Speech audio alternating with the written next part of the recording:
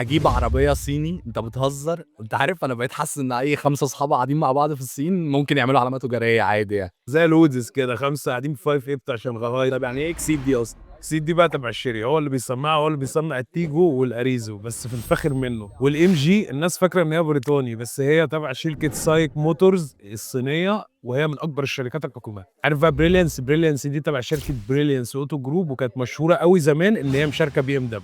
طب وسبيستون؟ سبيستون اسمها فيستون يا حبيبي، تبع شركه فاو جروب، شركه كبيره جدا. وجاك؟ شركه اسمها انوي، انا ما بعرفش انطق اسمها بصراحه، بس هي شركه حكوميه كبيره برضو جدا. بس جي زي بقى انا عارف اسمها، هي شركه اسمها كوانغيتش وحاجه، هي المهم ان هي شركه كبيره برضو جامد جدا، وشركه تويوتا ونيسان. جيتور وكايي وشيري تبع مجموعه شيري، وشركه كبيره جدا وعندها شراكات مع علامات كبيره قوي. عندك بقى جيلي ولينكان كو، دي بقى تبع شركه جيري. شركه جيري دي اللي اشترت فولفو ولوتس. لسه مش عايز تجيب عربيه صيني ولا تروح تكياك؟